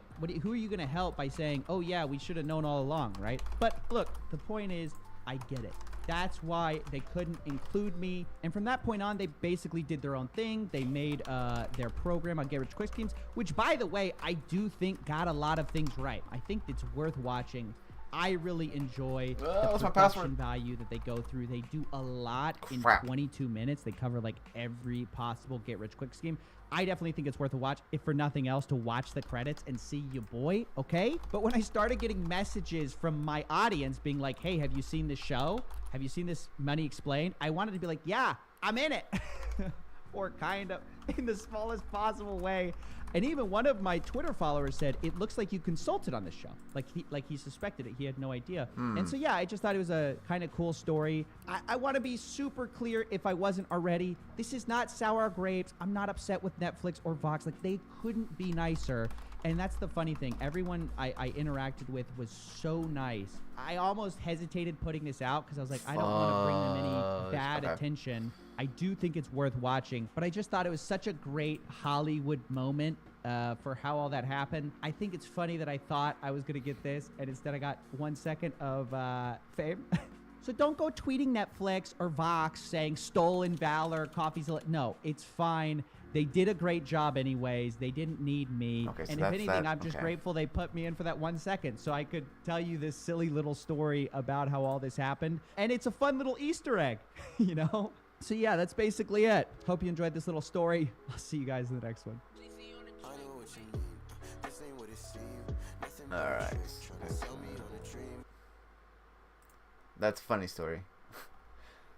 That was always fun to watch. Here it is, rare as a Stradivarius. Yes, I will give you a taste. You ready? Yeah. Oh.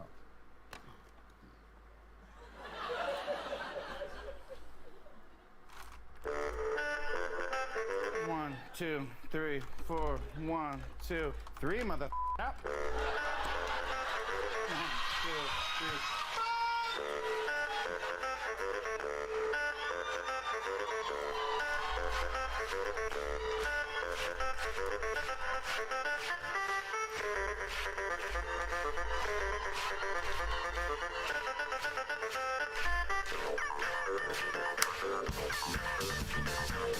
Here it is, rare as a Stradivarius. Yes, Yeah, I will okay. give you a taste. You ready? Yeah.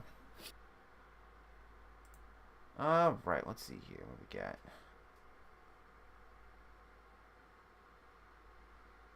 Oh, is he about to stream? Oh, okay.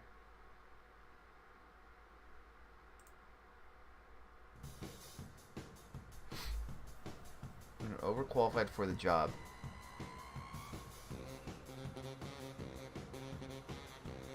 Oh yeah, this guy. I seen watch this guy do street performances. It's really cool. This guy's really good.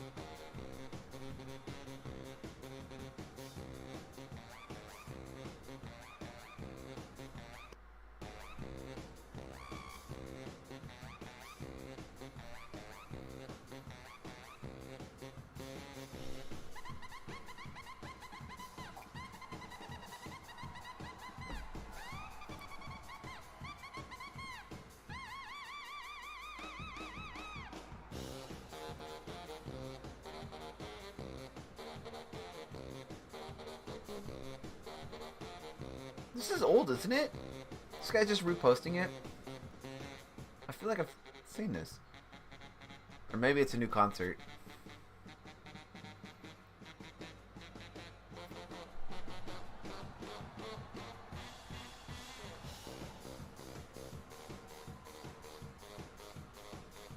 Huh, that's kind of cool.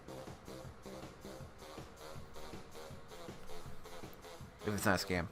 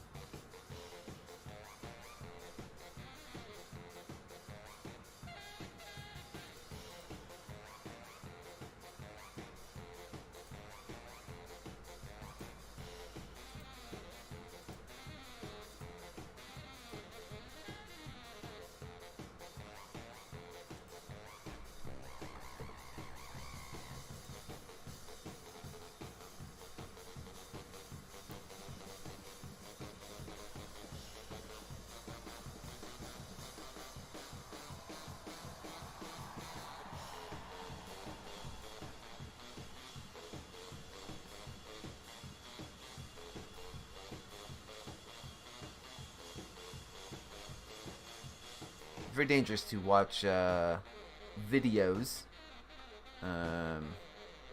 music videos, any type of music. You never know when it's gonna get flagged.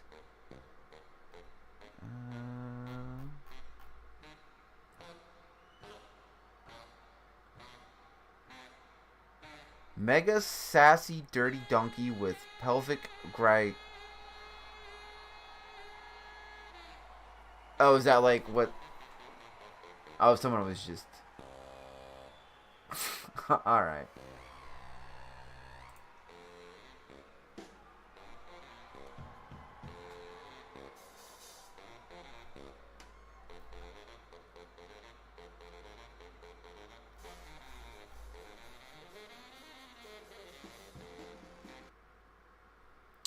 Alright. Let's see here. What do we got here? Alright. Dungeons and Dragons Honor Among Thieves special look and trailer. Is this the movie? That's Keynote. Okay, yes, the. Okay.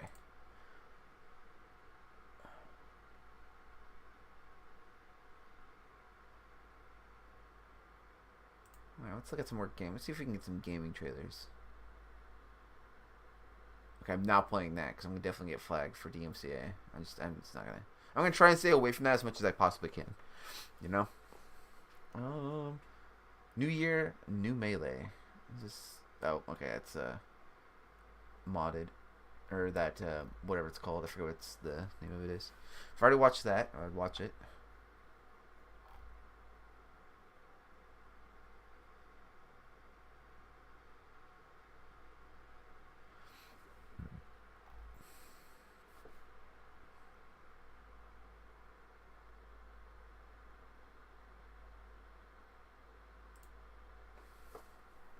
Alright guys, welcome back to the channel. Wes here, and today we're going to be talking about Hogwarts Legacy. We're going to go over some new updates, as well as some news that you guys do not want to miss out before the game releases in a couple of months. Now with Hogwarts Legacy being right around the corner, the marketing for this game is about to be ramped up entirely, and with that, that means a lot of news and information that's going to be released. But I wanted to make sure I made this video for those of you that are looking forward to the game that really haven't had time to keep up with everything. And with the game being 2 months away, we're also going to go over a potential gameplay showcase 3 that I think could happen, as well as when we can expect the launch trailer for the game. So definitely stick around until the end of the video for those details. So if you haven't guessed by now, Hogwarts Legacy is easily one of my most anticipated games for 2023. I'm a huge fan of the universe, and I've been waiting for a full-fledged RPG for a long time. Every time we get more information, the game looks even better. Now sure, there's been a decent number of controversies surrounding Hogwarts Legacy, but ultimately I think everyone benefits from it being really good, and after the second gameplay showcase, I'm more confident in Hogwarts Legacy than ever. And in case you missed it, Hogwarts Legacy is expected to launch in February on the 10th for PC, PS5, and the Xbox Series consoles by the Xbox One and PS4, and the Switch versions are going to drop later in the year. So if you guys were I still can't believe the Switch is going to happen, but this game has been in production for like 11 years, so that makes sense. Keep that in mind. But one thing that I don't think many people are talking about right now is just how huge this game is and how long-lasting a success story it could be. With the right care and post-launch support, Hogwarts Legacy could easily be a 5 to 10 year game like Skyrim or The Witcher 3, and honestly, if it wasn't for my personal most anticipated game for next year, Zelda Tears of the Kingdom releasing, I think it has a shot at being Game of the Year. Hogwarts Legacy has been in the oven for a long time, and while it's obviously not going to be perfect, I think the amount of love and care going into it really shows, and despite 2023 being as stacked as it is, I still think Hogwarts Legacy could stand among the rest and be one of the biggest games of the year. While many gamers are usually hardwired to write off any major licensed video game, there have been some really good ones in recent years. Titles like Alien Isolation and Shadow of Mordor prove that the right team with a ton of passion could turn a movie Yeah, into Shadow a of Mordor is video really good. game, despite the bad reputation that licensed games tend to get. Granted, there has also been some total stink bombs of licensed game recently, like Marvel's Avengers, but the point I'm getting at is that if a licensed game is done well and really handled with care and passion, it could easily turn into a runaway success thanks to the brand recognition.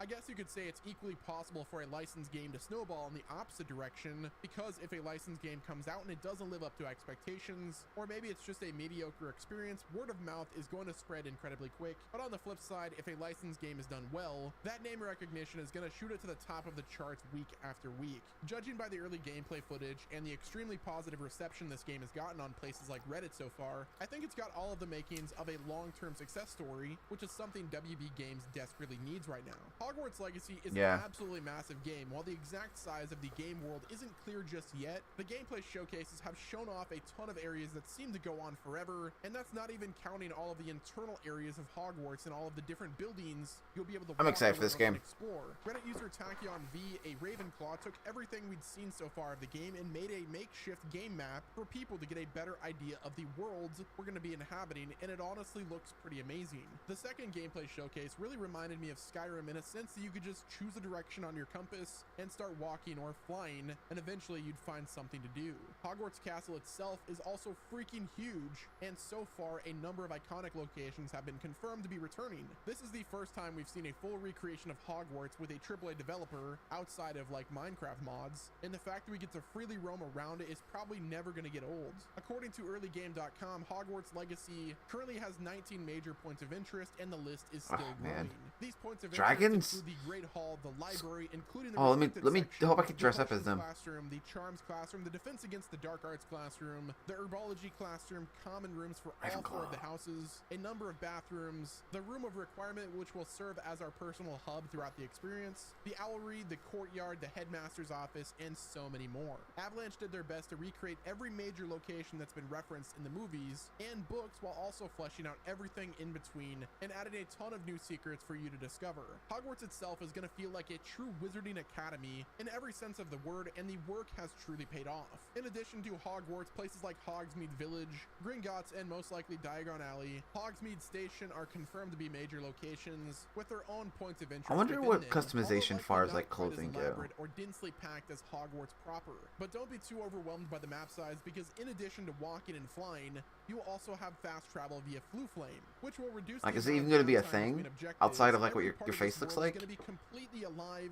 filled with NPCs and side missions. Are we going to that be you able to can use pick what we learn wear new under our spells, robe? acquire items, Like, what, tame like, magical creatures, you know? and meet new characters. This is one of the most elaborate AAA RPGs that I've personally seen in a long time. And I know for a fact that I'm not the only person that's going to get absolutely lost in this world once I get my hands on it on February 10th. I'm going to get so overwhelmed. It's going to be amazing. Another thing that's really going to keep people coming back to I hope so, Legacy anyways. is I just hope. how alive this world is going to be. Avalanche Software have put their blood, sweat, and tears into making sure Hogwarts Legacy is a living, breathing, open world that changes with the seasons. Just like the real world you live in, Hogwarts Legacy will have 4 full seasons on rotation as you play through the game. You literally get to see the world change around you. Anyone who grew up watching Harry Potter movies will agree that one of the most magical things about them was seeing the different environments in the various seasons. There was just something very special about seeing the Hogwarts castle in the snow, or when the leaves were Ooh, that looks like changing a and fun, like, falling. shuffleboard mini game there. That for everybody's unique experience within the world.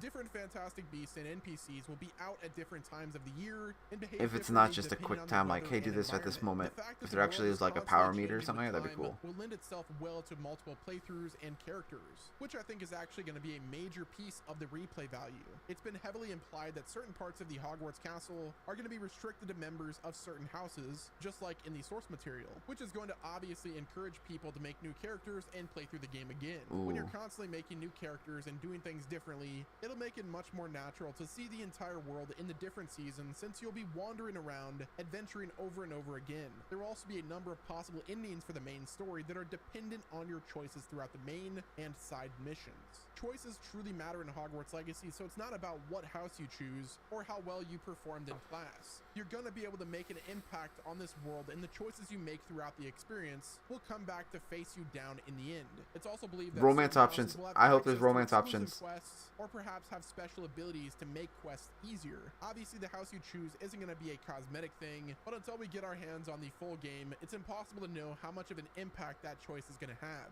But hey, if that gives me more reason to play the game again, I am personally fine with that. Next up, let's talk about when the potential Gameplay Showcase 3 is going to happen.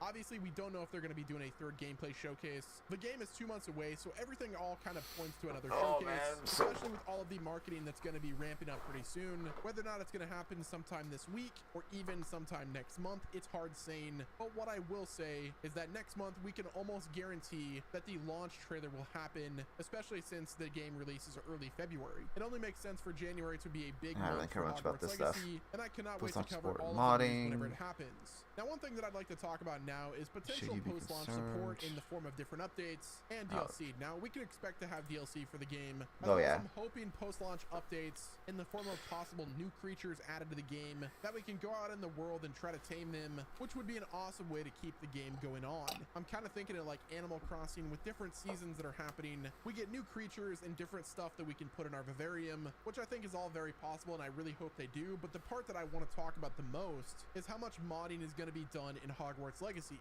There's a lot to talk about how much could be done in the modding scene on PC. With a game this massive, the modding community is going to have a field day, and I don't think the developers or the publisher are going to try to stop that at all. I've already heard people talking about adding new spells and beasts to the game via modding support, but I also think it may go even further than that. We know that Quidditch isn't going to be included in Hogwarts Legacy, at least not at launch, but honestly, I give it about a week until the modding community has remedied that. With the amount of crazy assets and detailed worlds within this game, and how passionate the community is, I wouldn't be surprised if the people started building their own castles or making their own layouts to Hogwarts campus. It's also only a matter of time before we get full overhaul mods that start coming out, so you could play as the movie characters or as people's original fanfiction. I mean, I guess like local asset mods would be a thing, but I don't know. Is this?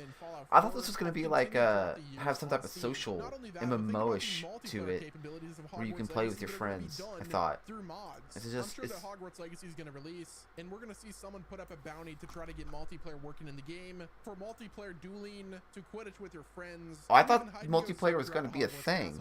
The only thing I can see going wrong with Hogwarts Legacy is the technical side. The last few years have been incredibly rough for just about Did every I- game to come out, and I'm really hoping all of this extra time in the oven will prevent it from happening to Hogwarts Legacy. Performance seems to be decent enough, and the PC recommended specs are perfectly reasonable, but until we get completely uninfluenced playthrough of the game, we can't trust the performance. Remember Cyberpunk 2077? I think there's like a 20 or Oh, okay, no, it is gonna this game be- comes out with some major bugs, but I guess games like Okay. Skyrim and The Witcher 3 have Never mind, I proven thought there having was some gonna be bugs that multiplayer, but I guess won't not. really kill your game That's fine. if the gameplay and the world are good, but the gaming community is so fed up with the technical issues nowadays that a bad launch would not be a good situation. Again, with all of the extra time in the Okay, oven. I don't. Yeah. That's obvious. That's given for any game.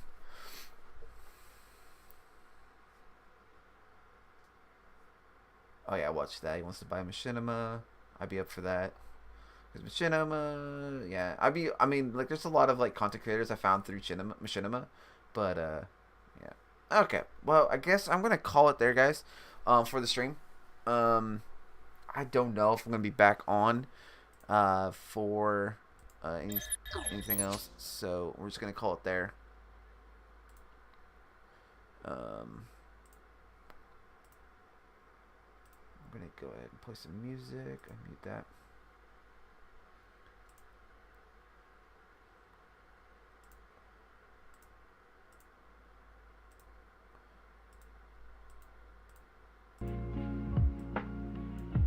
There we go. Music. Alright, and then we're gonna do...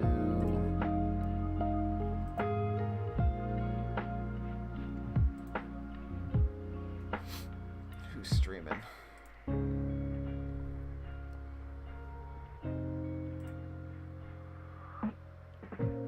I might be back on in a few minutes. I don't know what I'm going to stream if I do come back on now.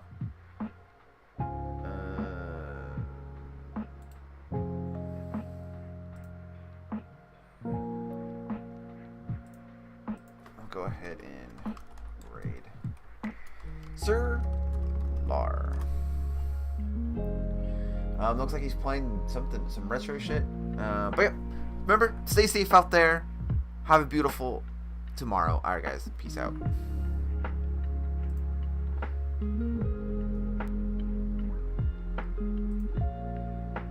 Thank you for the $20. Oh, I appreciate that. Aw, some love for all that you do with everything. It's so broad. Thank you very much. Firecloud, thank you for the raid.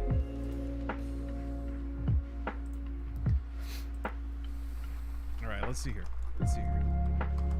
Yeah, Perry. All right. Artificial moon called Perry.